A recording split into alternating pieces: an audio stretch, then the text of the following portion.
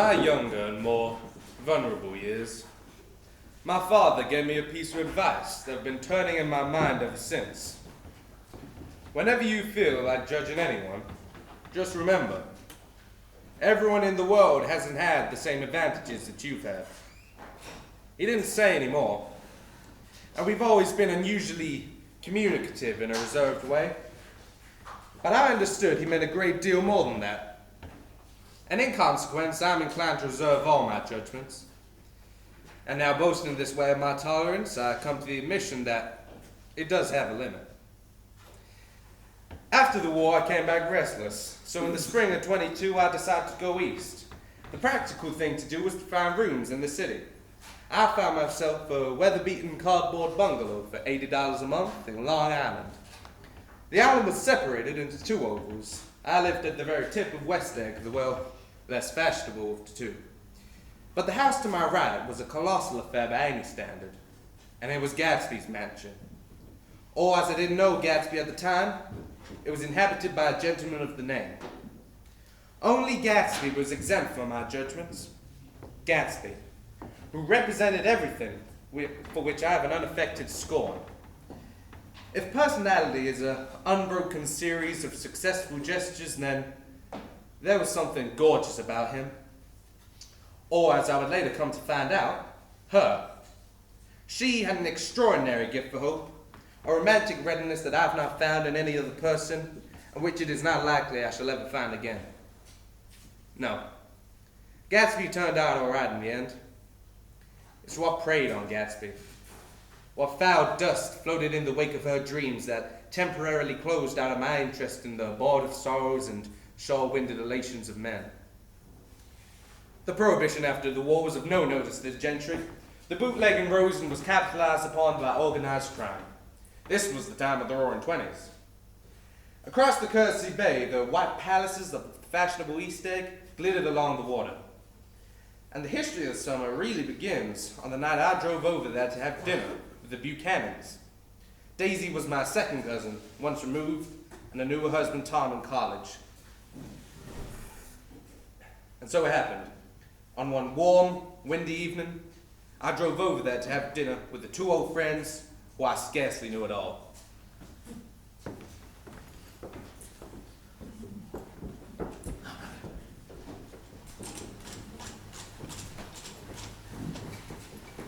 Nick, I'm paralyzed with happiness. Do they miss me in Chicago? Oh, the whole town is desolate without you. Oh, how gorgeous. Let's go back tomorrow, Tom. Tomorrow. You ought to see the baby. Oh, I'd like to. She's asleep. She's 3 years old. Oh, haven't you ever seen her? Oh, never. Well, you ought to. Are you still writing, Nick? Oh, no, I sell bonds now. I'm stiff. I've been lying on that couch as long as I can remember. Jordan, meet my cousin Nick Carraway. Jordan is an amateur gopher. It's, very nice to meet you. Daisy tells me you live in West Egg. I know somebody there. Oh, I don't know a single... You must know Gatsby. Gatsby? What Gatsby? Why, yes, he's my neighbor. Well, he's... Look, my finger. I heard it. You did it, Tom. I know you didn't mean to, but you did do it. That's what I get for marrying a brute of a man. A great big, hulking, physical... I hate that word hulking, even in kidding. Hulking. You make me feel uncivilized, Daisy. Can't you talk about crops or something? Anything. Nick, you remind me of a rose. An absolute rose. Doesn't he? An absolute rose. I should so much like to fling you two together. Why, I think you'd make a perfect... I must go into the house. Is, something happening? You mean to tell me you don't know? I'm surprised. I thought everybody knew. I don't. Why, Tom's got some woman in New York. Got some woman? You'd think she'd at least have the decency not to telephone at dinner time. Don't you think? Couldn't be helped. An important business call. I looked outdoors for a moment, and it's very romantic outdoors. There's a bird on the lawn. I think it must be a nightingale.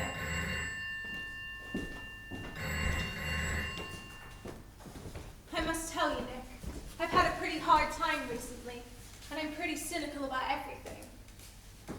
I suppose she talks and she eats and everything? My daughter? Oh, yes. Listen, Nick. Let me tell you what I said when she was born. Would you like to hear? Very much. It'll show you how I've gotten to feel about things. Well, she was less than an hour old and Tom was God knows where. I woke up out of the ether with an utterly abandoned feeling and asked the nurse right away if it was a boy or a girl. But she told me it was a girl, so I turned my head away and wept. All right, I said. I'm glad it's a girl, and I hope she'll be a fool. That's the best thing a girl can be in this world. A beautiful little fool. You see, I think everything's terrible anyhow. Everybody thinks so, the advanced people. And I know.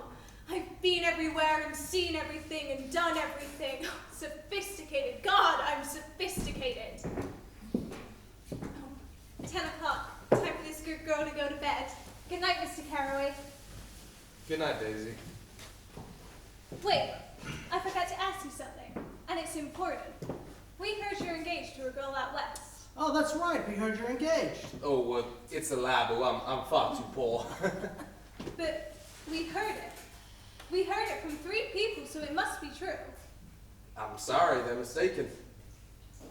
I'm going to New York tomorrow, Nick. Why don't you come with me? Sounds like fun.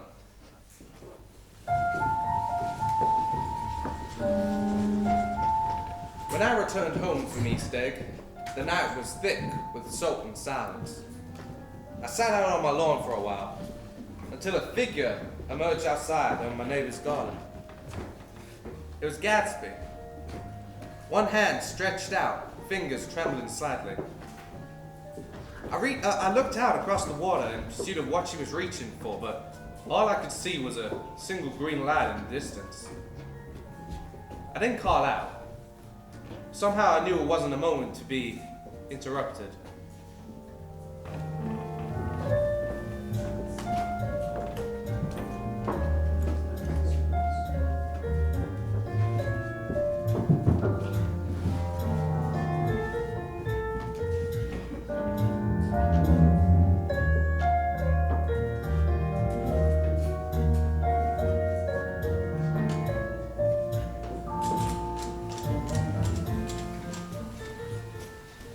Good morning, Doc. Keeping watch over us as usual, eh? You got the eyes of God, Doc. The eyes of God. Hello, Wilson, old man. How's business? I can't complain. When you gonna sell me that car?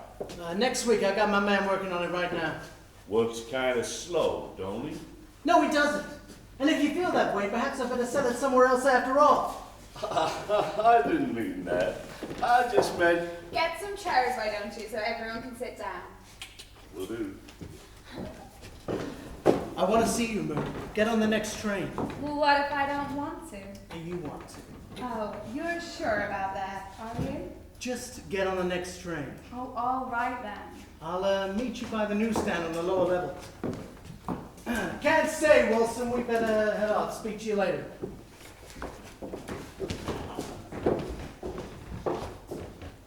Terrible place, isn't it? Where are we? The Valley of Ashes. God, can you imagine choosing to live somewhere like this? Awful. Still, does her good to get away. Doesn't her husband object? Wilson, he thinks she's going to visit her sister in New York. Man's so dumb he doesn't even know he's alive. And Daisy? She thinks I'm on a business trip. Do you ever... Never. I'm just blowing up a little steam. It's what all men do. But... Look, people make too much of fidelity. We weren't born for just one flavor. You're married, Tom. I know. And I always go back to Daisy, don't I? What's the harm? I think the harm's pretending that it won't hurt her. You think she doesn't know. Women always know. They just learn not to say it out loud. I think she stopped saying anything because she stopped expecting anything better. Or maybe she realizes that it's the only thing that's keeping her out of the gutter. It's easy to judge when you haven't got anything to lose.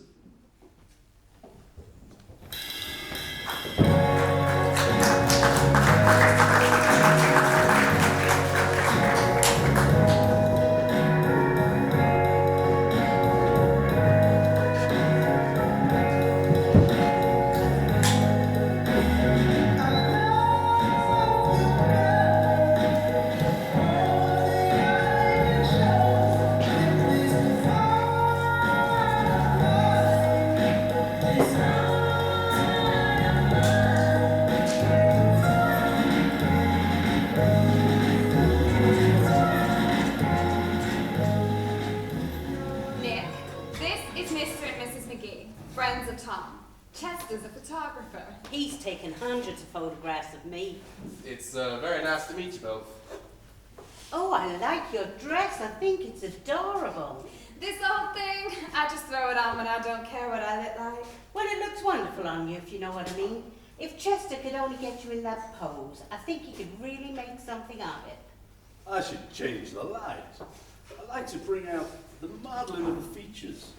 And I try to get to the back of the hair. I don't think you need to think of changing the light. You McKees get something to drink.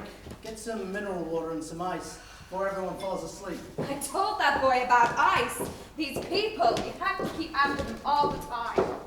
I did some nice work out in Long Island. Oh yeah? What sort of things? 2 studies, I call them. Do you live on Long Island too? Oh, I live over at West Egg. I was there at a party about a month ago. At a man named Gatsby's. Do you know him? Yes, he's my neighbor. Looking back on the situation, I find it incredible how she had everyone fooled. I'd love to do more work in Long Island, if I could get the entry. Well, ask Myrtle. She'll give you a letter of introduction, won't you, Myrtle? Do what? A letter of introduction to your husband. You know, do some studies of George B. Wilson at the gasoline pump, something like that. Neither of them can stand the person they're married to. Can't they? Can't stand him. Doesn't she like Wilson either? I married him because I thought he was a gentleman. I thought he knew something about reading, but I realized he wasn't fit to lick my shoe. You were crazy about him for a while. Crazy about him? Who said I was crazy about him? I never said I was any more crazy about him than I am about that man right there. The only crazy thing was when I married him. She really ought to get away from him. They've been living in that garage for 11 years, and Tom's the first sweetie she ever had. When I first met Tom, there were just these 2 seats facing each other on the train to New York. I was going to see my sister and spend the night. I couldn't keep my eyes off him, but every time he looked at me, I just pretended to be looking at the advertisement over his head. I was so excited that when we got into a taxi, I didn't hardly know we weren't getting into a subway train. I just kept telling myself over and over, you can't live forever. You can't live forever. But you won't leave Daisy for me, will you, Tom? Don't mention her name. Whose name? Daisy's name? Stop talking, Myrtle. I'll say whatever I want. Daisy, Daisy, Daisy, Daisy, Daisy, Daisy, Daisy. You bastard!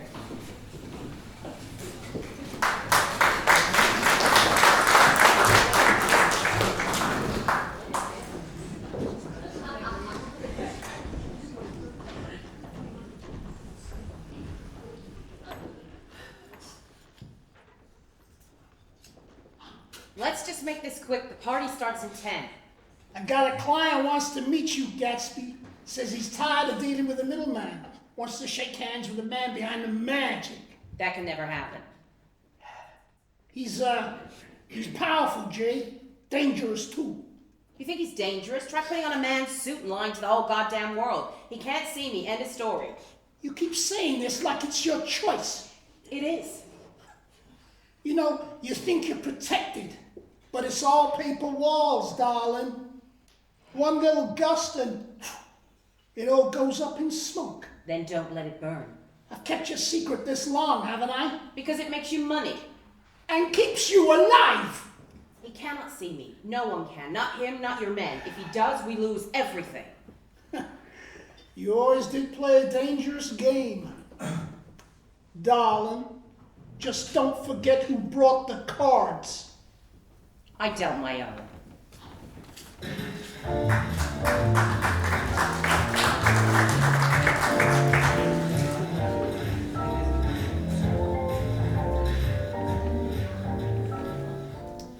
There was music from my neighbor's house through the summer nights. In her blue gardens, men and girls came and went like moths. On the weekends, her Rolls Royce became an omnibus, bearing parties to and from the city between 9 in the evening and long past midnight. The cars were parked 5 deep in her drive, and already the halls and salons and verandas were gaudy with primary colors. Hair bobbed in strange new ways and shawls beyond the dreams of Castile. I received a note early Sunday morning, which read, "The honor would be entirely mine if you would attend my next little party. Signed, J. Gatsby," in a majestic hand. I think on the first night I went over to Gatsby's, I was one of the few people who was actually invited. People weren't invited, they just went there. I wandered over a little past 7, rather ill at ease among the swirls and eddies of people I really didn't know. But suddenly, a girl in trembling opal moved her hands like Frisco and danced out alone on the canvas platform. The party had begun. The lights grow brighter as the earth lurches away from the sun, and the opera of voices pitches a key high. The orchestra's playing yellow cocktail music.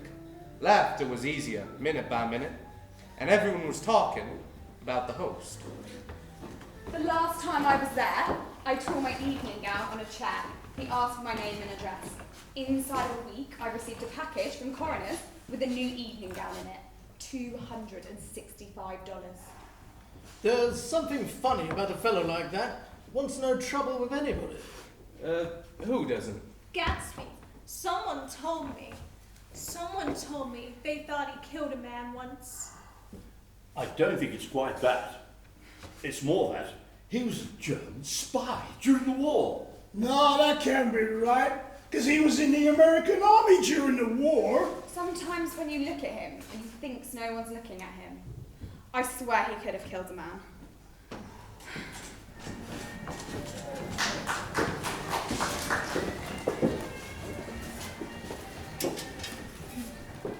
Your face is familiar. Were you in the 1st Division during the war? Oh, why yes, I was in the 28th Infantry. I was in the 16th until June 1918.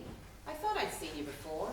I just bought a hydroplane. I'm trying it out in the morning. Want to go with me, old sport? Just near the shore along the Sound. What time? What time suits you best? This is an unusual party for me. I haven't seen the host. I live over there. This man, Gatsby, he sent over his chauffeur with an invitation. I'm Gatsby. You're Gatsby, but you're a woman. I'm a man, yes. That's what everyone thinks, old sport. Although I'm afraid I'm not a very good host. Excuse me, Mr. Gatsby, but Chicago's on the wire.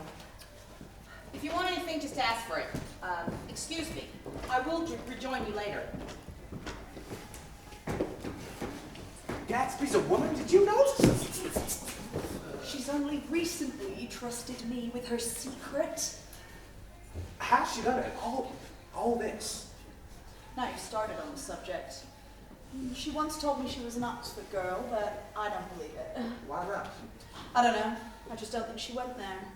Anyhow, she throws large parties, and I like large parties. They're so intimate. At small parties, you can never get any privacy. Excuse me, Miss Baker, I do beg your pardon, but Mr. Gatsby would like to speak to you alone. With me? Yes, ma'am.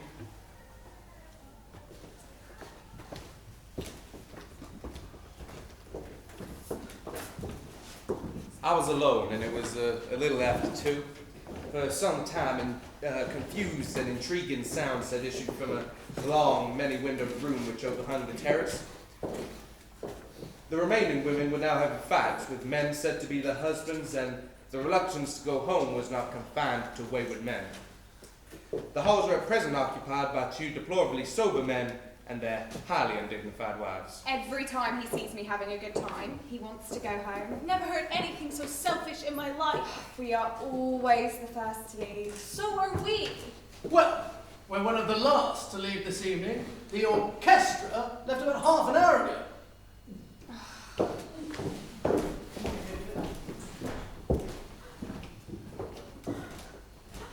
I've just heard the most amazing thing. How long was I in there? Why, about an hour? Simply amazing. Although I swore I wouldn't say anything, and here I am tantalizing you. You must come and see me. Phone book.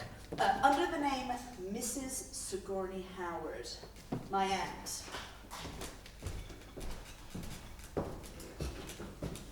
Oh, I wanted to apologize for not having known you earlier.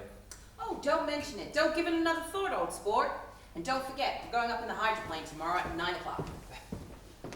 Philadelphia's on the phone, sir. Okay, all right. Tell him I'll be there in just a minute. Good night, old sport. Good night.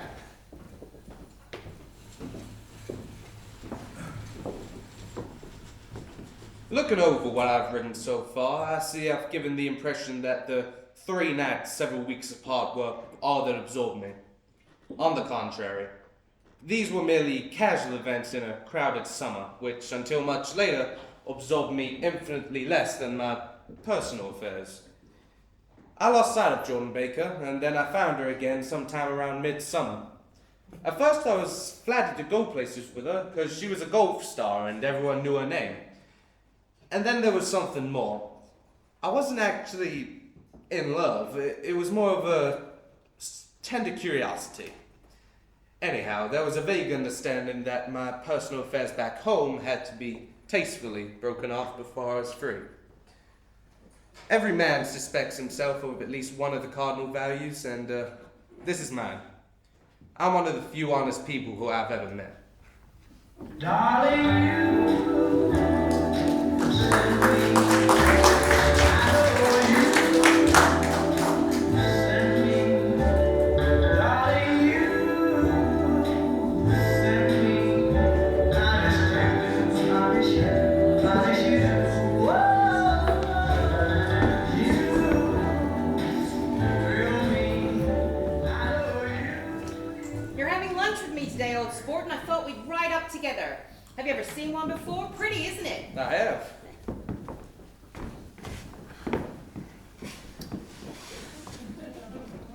What's your opinion of me anyway, old sport? Well, you're in the war, so... Well, I'm going to tell you something about my life. I don't want you to get the wrong idea from all these stories you hear. I'm going to tell you God's truth. I am the daughter of some wealthy people from the Middle West, all dead now. I was brought up in America, but educated at Oxford because all my ancestors were educated there. It's a family tradition. What part of the Middle West? San Francisco. I see. My family all died and I came into a great deal of money. For a while I lived like a young Raja in all the capitals of Europe, Paris, Venice, Rome, collecting jewels, rubies, painting a little, things for myself only, trying to forget something very sad that happened to me a long time ago. Then came the war, old sport. I disguised myself as a man so I could serve. And I tried very, very hard to die, but I seemed to bear an enchanted life. I accepted a commission as a first lieutenant, and in the Argonne, I took my machine gun battalion so far forward that there was a half-mile gap on either side where the infantry couldn't advance. We spent 2 days and 2 nights, 130 men and 16 Lewis guns. And when the infantry did advance, they found the insignia of 3 German divisions among the dead. I was promoted to be a major, and every Allied government gave me a medal, including Montenegro. Little Montenegro, down on the Adriatic coast. This is the one from Montenegro. Turn it. To Major J. Gadsby for valor extraordinary. Here's something else I always carry. It was taken in Trinity Quad. The man on my left is now the Earl of Doncaster. You see, I'm going to ask a big favor of you this afternoon, and I didn't want you to get the wrong idea. I drift from here to there trying to forget the sad thing that happened to me. Yeah, anyway, you'll find out this afternoon. At lunch? No. This afternoon I happened to find out that you're taking Miss Baker to tea, and she has kindly consented to speak to you about this matter. Oh, right. We're here. Mr. Gadsby, come in.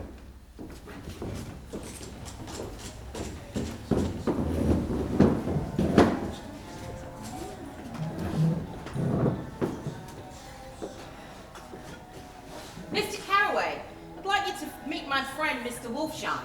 So, I took one look at him, and what do you think I did? What? I gave the money to Catspaw, and I said, Catspaw, don't pay him a single penny until he shuts his mouth. He shut it there and then. Highballs? Yes, highballs. Ah, the old Metropole. It's too hot over there. Hot and small, yeah, but full of memories. Filled with faces, dead and gone. Filled with friends, gone now forever. You know, I'll never forget, as long as I live, the night they shot Rosie Rosenthal there. There were 6 of us at the table, and Rosie had eaten and drunk all evening. And then sometime in the morning, the waiter comes over with a funny look on his face, and he tells Rosie, somebody wants to speak to you outside. So Rosie gets up. I pull him back down into his chair, and I say, let them bastards come in here if they want to speak to you, Rosie, but so help me, do not step outside this room. It was 4 in the morning. If we'd raised the blinds, you'd have seen daylight. Did he go? Did he go? Sure he did. He turned around at the door and he said, don't let the waiter take my coffee. Then he stepped outside onto the sidewalk, and they put 3 bullets into his full belly and drove away. 4 of them got electrocuted. Fine with Becker. Anyways, I understand you're interested in a business connection. No, this is not the man. No? No, this is just a friend. I said we'd talk about that some other time. I beg your pardon, I had the wrong man. Listen, old sport, I'm afraid I may have made you angry in the car this morning. Look, I don't like mysteries, and I don't see why you won't come out frankly and tell me what you want. Why's it all got to come through Miss Baker? Oh, it's nothing underhand. Miss Baker's a great sportswoman, you see, and she'd never do anything that wasn't all right.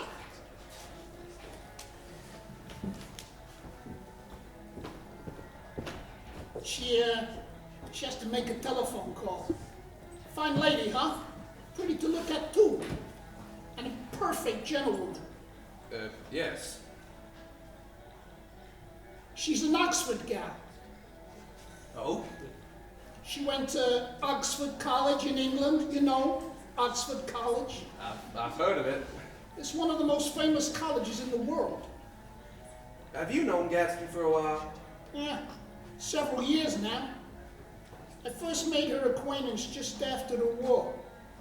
I knew I had found myself a woman of fine breeding after speaking to her for just 1 hour. I thought to myself, that's the kind of woman you can take home and introduce to your mother and your sister. I see you looking at my cuff buttons. The finest specimens of human molars. Oh, that is an interesting idea. Yep, Gatsby's very careful about women. Won't even look at a friend's wife.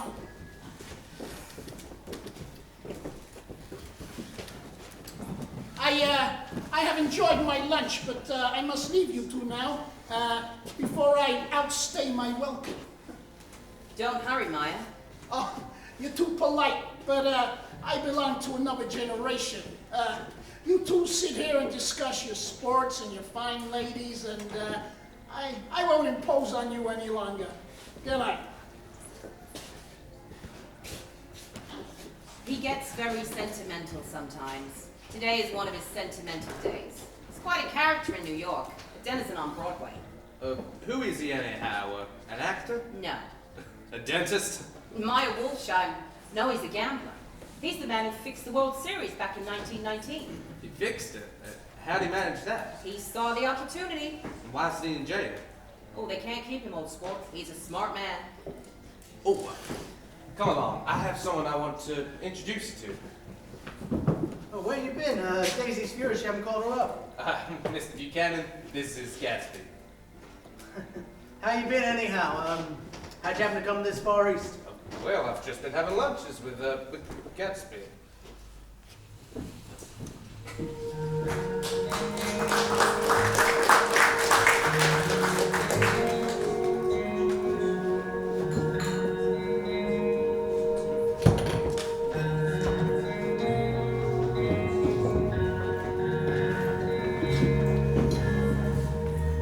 The next morning, I had tea with Jordan. So one October day in 1917, I was walking from one place to another when I saw Daisy sat in her white roadster with a young woman I'd never seen before. The two were so engrossed in each other that she didn't realize I was there until I was 5 feet away. The young woman looked at Daisy while she was speaking, in a way that I had never seen a woman look at another woman before. It was more than friendship, but it wasn't ugly, not like I'd been told. It was sort of romantic, pure. And because it seemed romantic to me, I have remembered that incident ever since. That young woman's name was Jay Gatsby, and I didn't lay eyes on her again until over 4 years later. Even after I ran into him on Long Island, I didn't realize it was the same person. The following year, I started to play in tournaments, so I didn't see Daisy very often. But I heard these wild rumors were starting to circulate about her, about how her mother had caught her one night, packing a bag to go to New York and say goodbye to some soldier who was going overseas. She was effectively prevented, but she wasn't on speaking terms with her family for several weeks. By the next autumn, she was happy again, happy as ever. She had her debut after the armistice, and by June she was set to marry Tom Buchanan of Chicago. I came into her room half an hour before the bridal dinner, and I saw her lying on her bed in her flowered dress as lovely as the June night, and drunk as a monkey. She had a bottle of Saturday in one hand, and a letter in the other.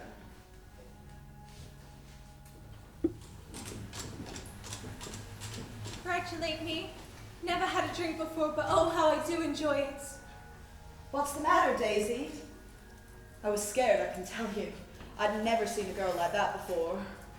Here, dear. Take him downstairs and give him back to whoever they belong to.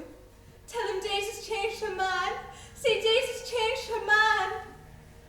She began to cry, and she cried and cried.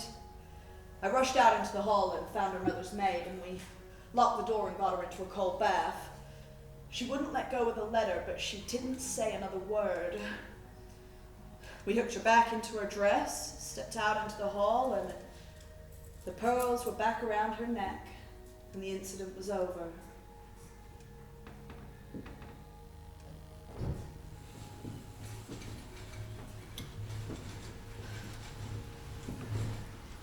The next day at 5 o'clock, Daisy married Tom Buchanan without so much as a shiver. She set off on a 3-month trip to the South Sea.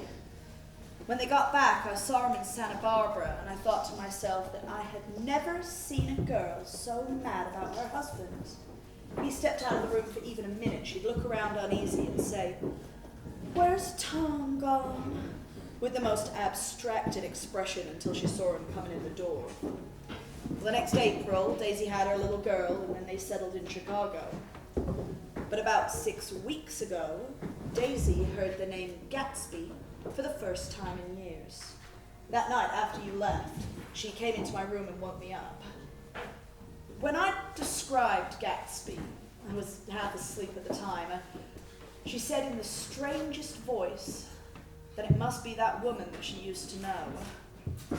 It was only then that I connected this Gatsby with the woman in the white car. It must have been a strange coincidence. It wasn't a coincidence at all. Why not? Gatsby bought that house so that Daisy would be just across the bay. She wants to know if you'll invite Daisy over to your home some afternoon and then let her come over. The modesty of the demand is what shocked me. She had waited 5 years, bought a mansion, and dispensed starlight to casual moths, also that she could come over to some stranger's garden one evening. Did I have to know all of this before she could ask me such a little thing? She was afraid. She's waited too long. She was worried you'd be against it all. You see, she's regular tough underneath it all. And why didn't she ask you to arrange a meeting? She wants to see Daisy near her house, and your house is right next door. Oh. I think she half expected Daisy to just wander into one of her parties sometime, but she never did. And then she just started asking if anybody knew her, and I was the first person she found. It was that night at the dance when she sent for me. You should have heard the elaborate way she worked up to it. When I mentioned that you were a particular friend of Tom's, she almost abandoned the whole thing. She doesn't know very much about Tom, but But Daisy ought to have something in her life, with Tom's affairs and everything. Does Daisy want to see Gatsby? Daisy's not to know. Gatsby doesn't want her to know. You're just supposed to invite her to tea.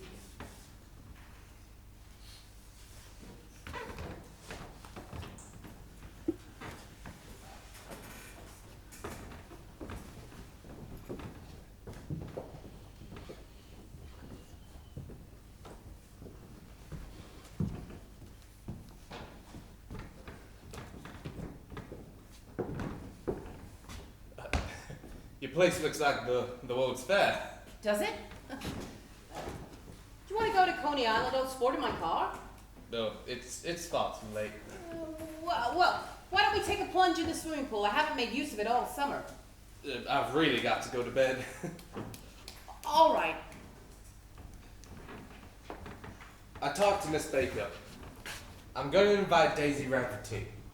Oh, yes, right. I don't want to put you to any trouble. No trouble. What day would suit you? What day would suit you? I don't want to put you to any trouble, you see. How about the day after tomorrow? I want to get your grass cut.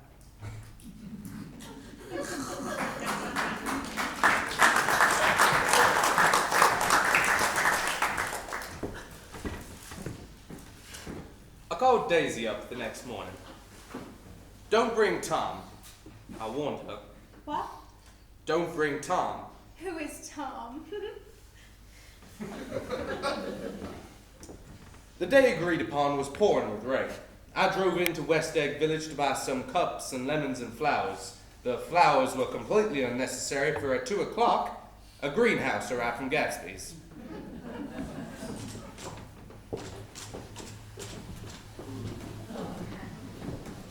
Everything all right? The grass is fine, if that's what you mean. Grass. Oh, the grass in the yard. Yes, looks very good. One of the papers said that the rain should stop about 4. Do you have everything you need in the shape of tea? Oh, I bought lemon cakes. oh yes, yes. Very, very good. Very good. I'm going home. Why's that? Nobody's coming, and I can't wait all day. It's 2 minutes to 4, don't be silly. There you go. Is this where you live, my dearest one? Are you in love with me? Or might I have to come alone? That's a secret. Tell your chauffeur to go away. Spend an hour. Come back in an hour, Ferdy. His name is Ferdy. Well, that's funny. What's funny? One moment. What are you doing? Hiding. Well, will you stop hiding and just go talk to her? Daisy, we've met before. Sorry about the clock. It's an old clock. We haven't met for many years. 5 years next November. Oh, I just remembered. I must leave. Where are you going? Oh, don't worry. I'll be back. I need to speak to you about something before you leave. Oh, God. What's the matter? This is a terrible mistake. A terrible, terrible mistake. You're just embarrassed, that's all. Daisy's embarrassed too. She's embarrassed. Just as much as you are. Don't talk so loud. You are acting like a little girl. Not only that, but you're rude. Daisy's sitting in there, all alone. Shay, the flowers look lovely. I thought they'd compliment your eyes. You look just how I remembered. I don't. I've changed. Not to me. So So, anyway, Jay, please, go ahead. I'd rather you go. I was just going to offer you a lemon cake. Those are my Your favorite. favorite. You remembered? Of course I remembered. I never forgot anything about you, Daisy. I went through a really hard time during the war, and thinking of you got me through it. I hope you don't think this is weird, but, well, I put together a book of the last 5 years of your life. It's newspaper clippings. I couldn't bear to be separated from you all those years. Oh, look, there's my debut.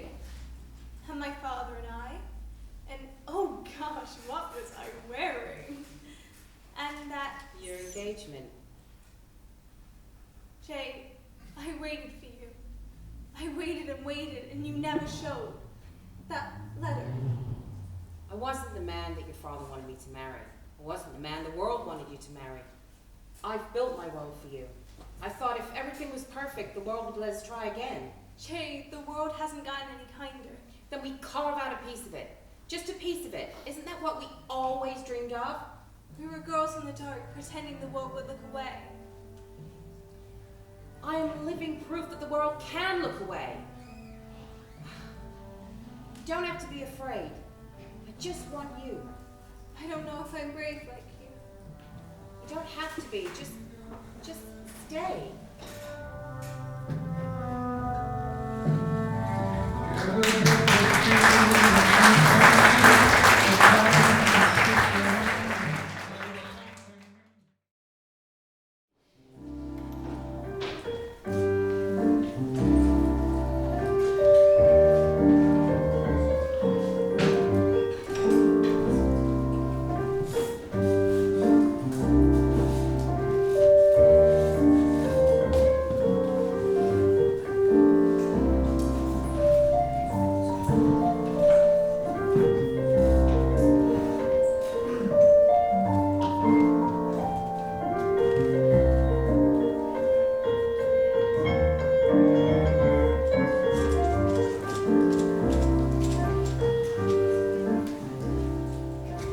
Nick, darling, over here.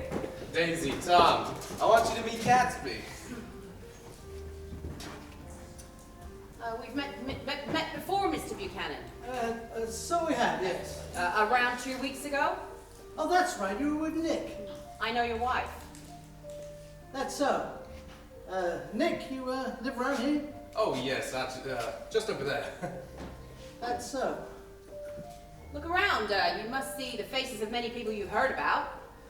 Well, we don't get around very much, and I was just thinking, I don't hardly know a soul here.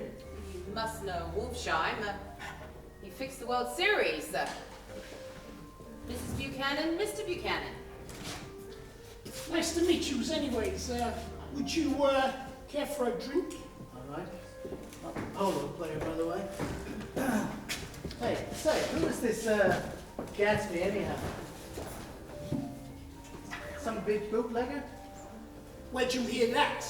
Well, I didn't hear it. I just imagined it. You know, a lot of these newly rich people are just big bootleggers, you know? Not Gatsby. Still, must have strained himself to put this menagerie together. I imagine his staff take care of most of it. Still, I think I'd like to know more, and perhaps tomorrow I'll make a point of finding out. Well, I can tell you right now. He owned some drugstores. He owned a lot of drugstores. He built them up himself. I've never met so many celebrities. I like that man, what was his name, with a sort of blue nose. Wolfsheim. He's an old friend of mine. Well, I liked him anyhow. Would you care to dance, Mrs. Buchanan? I'm not sure Tom would approve. I'm sure he won't even notice. He's too engrossed in his own conversation. Well, all right then. I'd love to.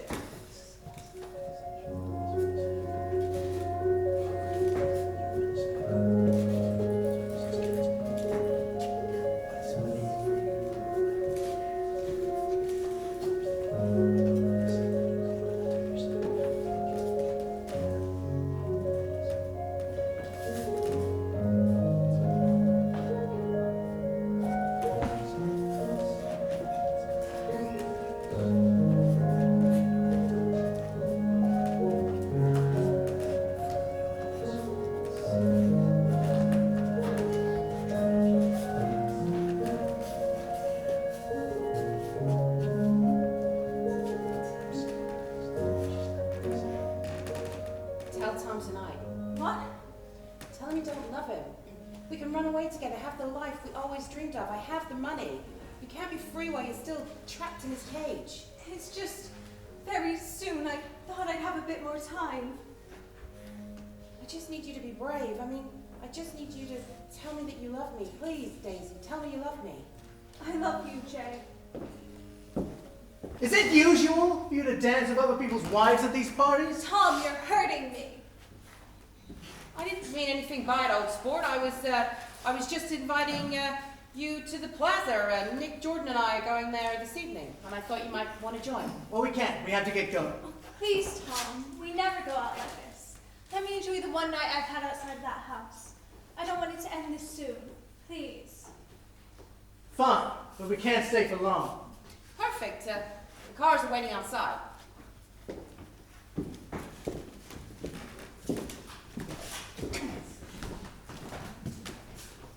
How much longer do you think you're going to keep playing this game? This is no game. You're slipping, darling. Making mistakes. You're getting distracted. I have everything under control. This is not your business. Oh, but it is my business. You are my business. And you're forgetting just how dangerous this world can be. I know how to protect her. But the only person protecting you is me. She can't protect you when the papers print what you've been doing. When they print what's under your shirt. You touch me and I swear to God. Oh, what? You go running to the cops? Tell them the big bad gangster hurt your little feelings? You lose me, you lose your business. I keep you rich. Okay. And now you're making me nervous. Clean up your act. I'd hate to hurt a pretty little hair on my head. Is that a threat? No. It's a reminder, darling, of your place, of who you belong to. Sure, you can have your little romance kit, but just remember, I made you. I can break you just as fast.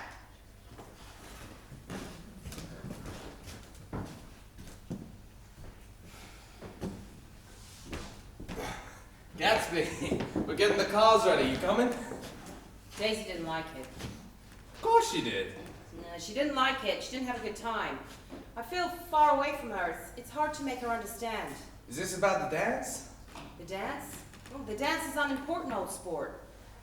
She doesn't understand. I mean, we used to sit and talk for hours. I wouldn't ask too much of her, Gatsby. You can't repeat the past. Can't repeat the past? Why, of course you can. I'm going to make everything just the way it was. She'll see.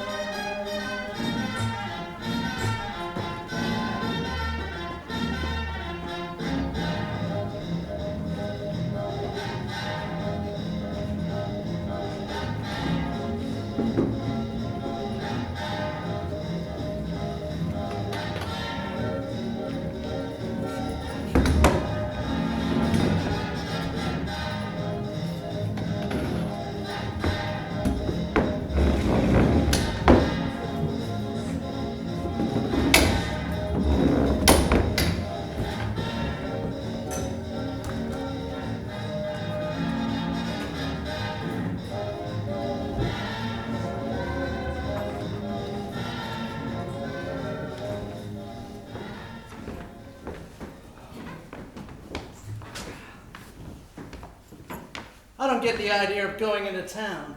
Women get these notions in their head. Should we take anything to drink? I got some whiskey. Shall we go in my car? Is it the standard shift? Yes. You take my coupe. I'll take your car into town. I don't think there's much gas. Plenty of gas to get into town. Besides, you can always stop off at a drugstore. You know, you can get anything at a drugstore these days. Daisy, come with me and join me in this circus wagon. You take Nick and Jordan. We'll follow you in the coupe. Fine.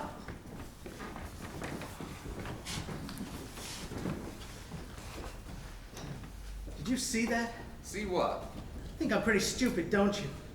Well, maybe I am. But I got this sort of second sight. It tells me what to do. You may not believe that, but science.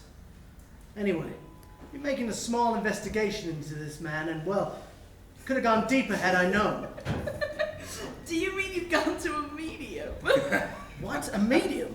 About Gatsby. About Gatsby, no.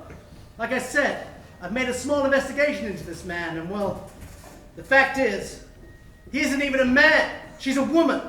We know. Exactly. That lying son. Wait, you knew? Have you even looked at her, Tom? But Look, remember Gatsby's warning. Let's get some gas. Plenty of gas to get into town. But there's a garage right here. I don't want to get stalled in this baking heat. Hey, can we get some gas? What do you think we're doing, just admiring the view? I'm sick. Been sick all day.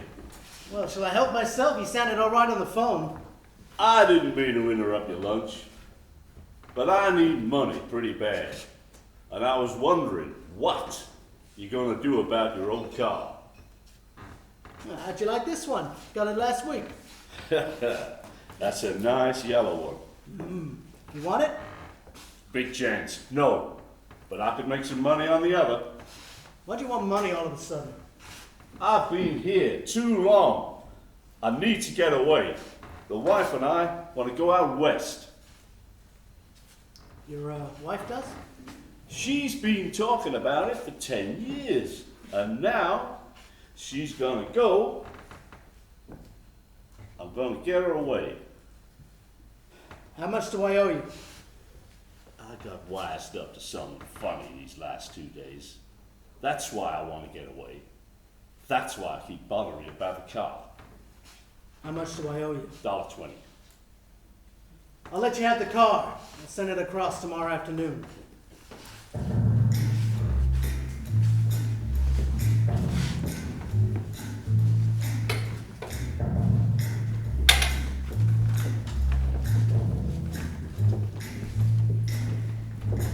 Never know how much I love you. Never know how much I care. When you put your arms around me, I get a fever that's hard to bear. You give me fever. When you kiss me, fever. It's a swell suite. Open another window. There aren't any more. But we better telephone for an axe. Best thing you can do is just forget about it. Make it 10 times worse to keep crabbing about it. Why don't you leave her alone, old sport? That's a great expression of yours, isn't it? What is? Oh, this old sport business. Where'd you pick that up? Now see here, Tom. If you're gonna make personal remarks, I won't stay here a minute. Call up and order some ice for the mint julep. Still, I was married in June. Louisville, in the middle of June. Somebody fainted. Who is it that fainted, Tom? Biloxi. A man named Biloxi. Oh, Biloxi. Oh, and he made boxes. That's a fact. And he was from Biloxi, Tennessee. They carried him to my house because we were just 2 doors down from the church, and he stayed for 3 weeks until Daddy kicked him out. The day after he left, Daddy died. There wasn't any connection. I used to know Bill Biloxi from Memphis. Oh, that was his cousin. By the time he left, I knew the whole family tree. He gave me an aluminum putter that I still use today. We're getting old. If we were young, we'd rise and dance. Remember Biloxi, Tom? Where'd you know him from? Biloxi? I didn't know him. He was a friend of Daisy's. He was not. I'd never seen him before. He came down in a private car. Well, he seems to know you. Said he was born and raised in Louisville. Asa Bird brought him down in the morning and asked if we had any room for him. He's probably bumming his way home. He told me that he was president of your class at Yale. By the way, Gatsby, understand you're an Oxford man.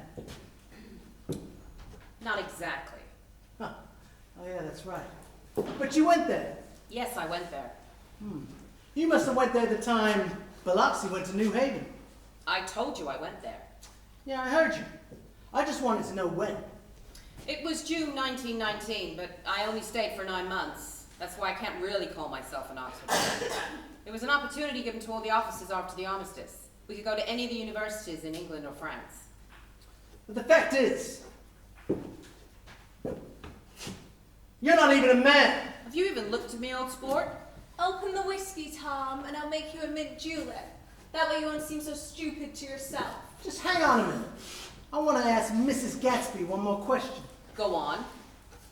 What kind of a row are you trying to cause in this house anyhow? She isn't causing a row. You're causing a row. Please have a little self-control. Self-control. I suppose the latest thing to do is to sit back while Mrs. Nobody from Nowhere makes love to your wife. Well, if that's the plan, you can count me out. I know I'm not very popular. I don't throw big parties. I suppose you gotta turn your house into a pigsty in order to have any friends in the modern world. I've got something to tell you, old sport. Please, Tom, please, let's all go home. Why don't we all go home? That's a good idea. Come on, Tom. Nobody wants to drink. Just hang on a minute. I want to hear what Mrs. Gatsby's got to tell me. Your wife doesn't love you. She never loved you. She loves me. You're crazy! She can't love you. You're a woman. It's not natural. She loves me. She only married you because I was poor and she was tired of waiting for me. It was a terrible mistake. And she only ever loved me. And that's more pure than your love will ever be. Sit down, Daisy! What's been going on, huh? I want to hear all about your love for this woman. I told you what's been going on for 5 years, and you didn't know. You're crazy. I can't speak about what happened 5 years ago because I didn't know Daisy then. But the rest of that's a goddamn lie. I wouldn't let you within a mile of her unless you were delivering groceries to the back door. Daisy loved me when she married me and she loves me now. No, she doesn't. She does. She just gets these foolish ideas in her head and doesn't know what she's doing. And well, the fact is, I love her. And sure, every now and again I go off on a little spree and make a fool of myself. But I always come back. And, well, in my heart, I love her all the time. You're revolting. Do you know why we left Chicago, Nick? I'm surprised they didn't treat you to the story of that little spree. Tom ran into a wagon one night and ripped the wheel off his car. The girl who was with him got in the papers, too, because her arm was broken. She was one of the chambermaids at the Santa Barbara Hotel. Daisy, that's all over now. Just tell him you don't love him, and it's all wiped out forever. Tell him you don't love him. You want too much. I love you now. Isn't that enough? I can't help what's past. I did love him once, but I loved you too. You love me too? Even that's a lie. She didn't even know you're alive. Why? There's things between Daisy and I, things that we can never forget. I want to speak to Daisy alone. She's all excited now. Even alone, I can't say I never loved Tom. It wouldn't be true. No, of course it wouldn't. As if it mattered to you. Of course it matters to me. Daisy, I'm going to take much better care of you from now on. You don't understand. You're not going to take care of her anymore. I'm not? And why's that? Daisy's leaving you. She's not leaving me. Do you know what people will say? Do you know what they'll do? You're both sick. And Daisy, you will not give in to the delusions that this woman has put into your head. You're not queer. You love me. I am leaving you, though. Not for a common swindler who'd have to steal the ring that she keeps on your finger and have to keep you private to hide your illness from the world. I won't stand this. Oh, please, let's get out. Who are you, anyway? You're one of that bunch that hangs out with Mayor Wolsheim. I know that much. That's right. I've made a small investigation into you today, and I intend to carry on tomorrow. You can suit yourself about that, old sport. Found out all about your drugstores. That's right. Gatsby and this Wolfsheim have been buying up drugstores here in Chicago, selling grain alcohol over the counter.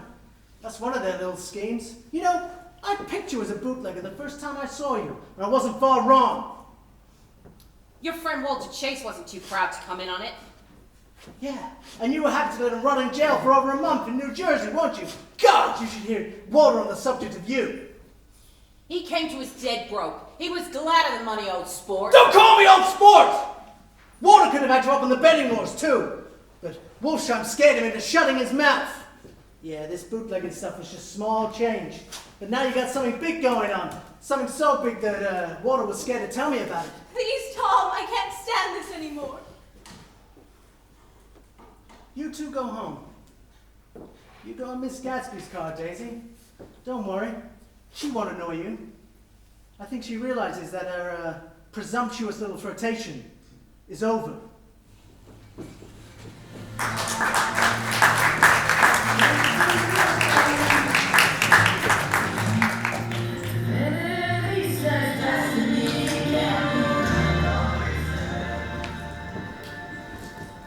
Wilson had found the necklace that Tom had given Myrtle stuffed in the back of a drawer. In a furious rage, he locked her inside of the house, and the plan was to keep her there until they moved away. I heard from a friend of his that I spoke to later that he kept saying, You might fool me, but you can't fool God. He took her to the window, leaned with his face against it, saying, God knows what you've been doing. You may fool me, but you can't fool God. He was staring at the eyes of T.J. Ecclesburg. He just kept repeating, God sees everything. Mona found a way to get out of the house, screaming, Beat me! Throw me down and beat me, you dirty little coward!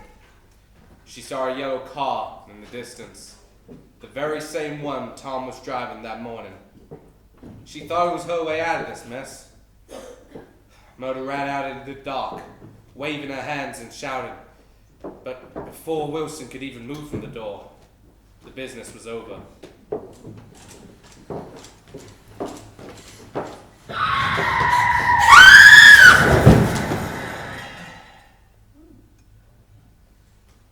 She died instantly from the shock. As Tom drove past later, we saw the hushed, intent looks on the face of Wilson and a cop.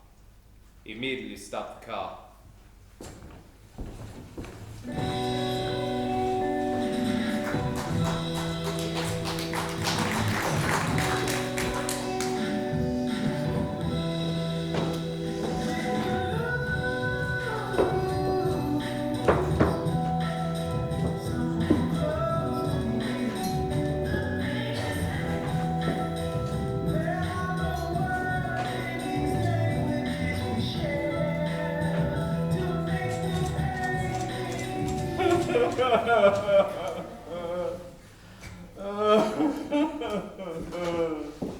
Wilson, what happened? What do you want, fella? What happened? That's what I want to know. Otto hit her instantly killed. Instantly killed? She ran out into the road. Coward wouldn't even stop his car. It was a yellow car. A big yellow car. No. You don't have to tell me what kind of car it was. I know what kind of car it was. You gotta pull yourself together. You! I knew what was having affair. You killed her. Listen, I just got here a minute ago from New York. I came to give you that coupe that we've been talking about. That yellow car from earlier on, I haven't seen it all afternoon. And what color's your car? It's a blue car. We've come straight from New York. If I could just get your names. Goddamn coward. You didn't even stop his car. You want a name? Gatsby. Jay Gatsby. He murdered her. This is his address. You can't miss it. It's the one pretending to be a palace.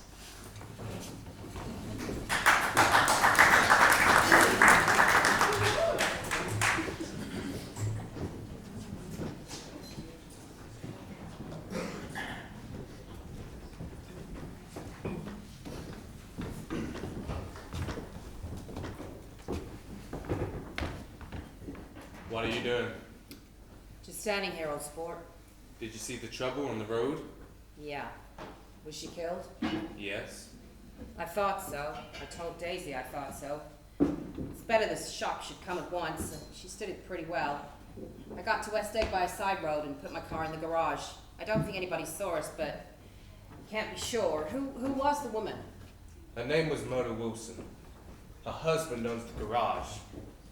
How the devil did it happen? Well, I tried to swing the wheel. Was but- Daisy driving? Yes, but of course I'll say I was. You see, when we left New York, she was nervous and she thought it was steadier to drive. And this woman rushed out in front of us just as the car was coming the other way. It all happened in a minute. It seemed like she wanted to speak to us, like she thought she knew who we were.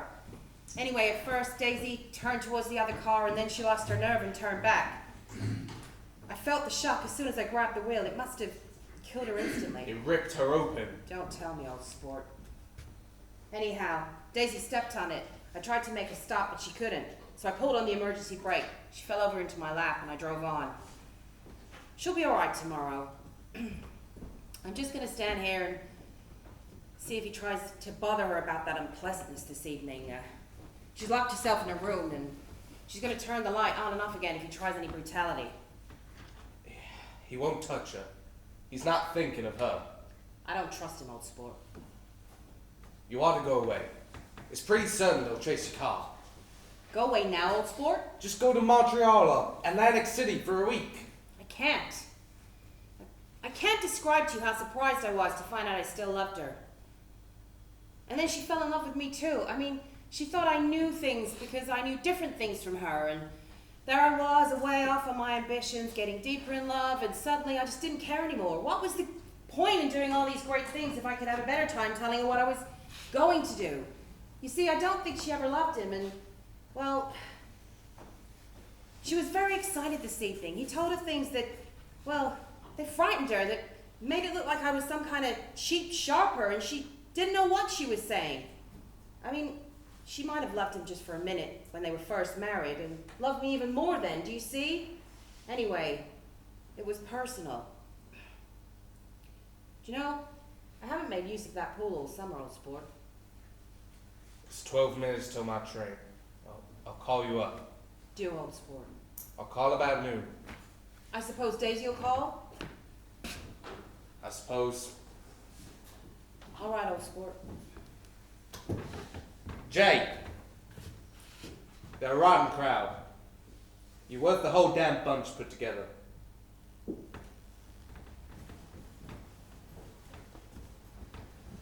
I've always been glad that I said that. It was the only compliment I ever gave her, mainly because I disapproved of her from beginning to end. At 2 o'clock, Gatsby put on her bathing suit and left word with the butler that if anyone were to call, then word was to be brought to her by the pool.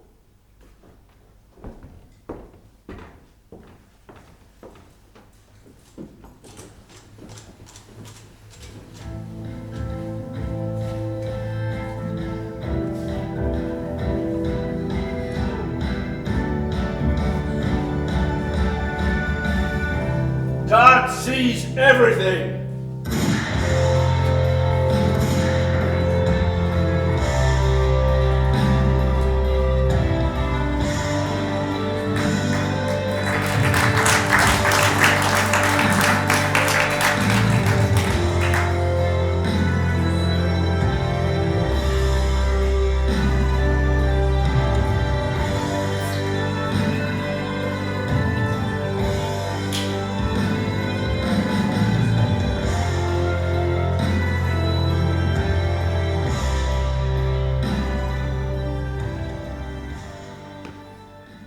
No one came to Gatsby's funeral. Not one of the partygoers who spent every weekend at her home. Not one of her business associates. No one, except for me. After Gatsby's death, the East was haunted for me like that. Distorted beyond my eyes' power of correction, so I decided to go back home. Gatsby's house was still empty when I left. Her grass had grown as long as mine. I spent my Saturday nights in New York because those gleaming, dazzling parties of hers were so vivid in my mind that I could still hear the music and laughter. Faint and incessant, but it was there. On my last night, I went over and looked at that huge, incoherent failure of a house once more. Then I wandered down to the beach and sat on the sand. As I sat there, I thought about Gatsby's wonder when she first picked out that green light at the end of Daisy's dock. Her dream must have seemed so close that she could hardly fail to grasp it. Little did she know, it was already behind her. Gatsby's entire life in this mansion was built on a lie, a foolish attempt to make the world see her in a different light. Gatsby was scorned by the world she inhabited, but her heart was innocent. When Gatsby died, the lie died with her.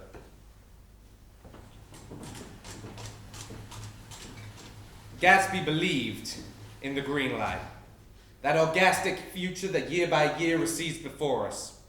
It eluded us then, but that's no matter. Tomorrow we'll run faster, stretch out our arms further, and then one fine morning.